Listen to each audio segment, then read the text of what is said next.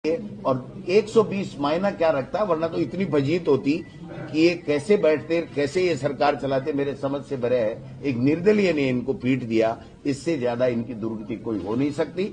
मैं तो मेरे कांग्रेस कार्यकर्ता जो हमारे राहुल गांधी जी और खड़गे साहब की नीतियों को, कांग्रेस पार्टी की नीतियों को जन जन तक पहुंचाने में कामयाब रहे। हमारे पूर्व सरकार की योजनाओं को, जो अच्छी योजनाएं थी उनके बारे में लोगों तक पहुंचाने में हम लोग कामयाब रहे।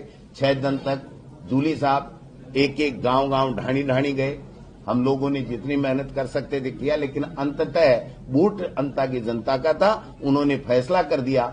इस माहौल में इस तरीके से बीजेपी सत्ता का दुरुपयोग करे, मुख्यमंत्री 2 बार जाए और वहां जाकर के अनर्गल भाषण दे, और कई और नेता भी गए, वो सब जाने के बाद में जो दुष्प्रचार उनको करना था, जितना प्रशिक्षण उन्होंने कांग्रेस प्रत्याशी और कांग्रेस पार्टी का खराब करने की चेष्टा की, उतना ही वोट हमारा प्रतिशत बढ़ा और जनता में आक्रोश आया कि जो समाज सेवी व्यक्ति है प्रमोद जैन भाया, उसको ये लोग बदनाम कर रहे हैं। जो व्यक्ति सबके बीच में सहज सुलभ है और सबके लिए काम करता है, उसके लिए इस तरीके की जो दुर्भावना पूर्वक अपनी राजनीतिक रोटियां सेकने के लिए ये लोग बात कर रहे हैं। अब मैं समझता हूं कि शायद बीजेपी को अकल आएगी और दोबारा कोई अपने धनबल से दूसरा डमी कैंडिडेट ला करके अपनी ही पैरों पे कुल्हाड़ी मारने का काम नहीं करेगी। बाकी उनका अपना विवेक है, वो क्या करेंगे। लेकिन राजस्थान की अंता की जनता ने ये साबित कर दिया कि हमें काम चाहिए, हमें विकास चाहिए, हमें लोगों का कल्याण चाहिए, हमें शांति चाहिए, हमें यहाँ पर गुंडागर्दी बदमाशी ये नहीं चाहिए। ये अंता की जनता ने इस उपचुनाव में साबित कर दिया।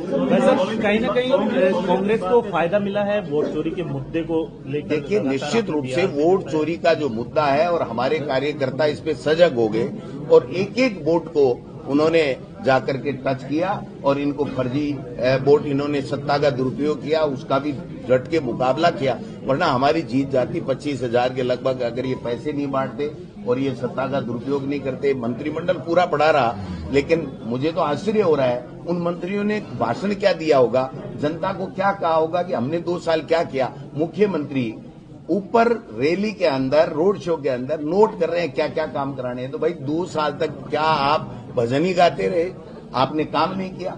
मुख्यमंत्री वसुंधरा जी उनको तब नोट करा रही है जब वो ये दिखा रही थी कि मुख्यमंत्री जी आपने कुछ नहीं किया, ये जनता की समस्याएं थी जो आपने की नहीं है।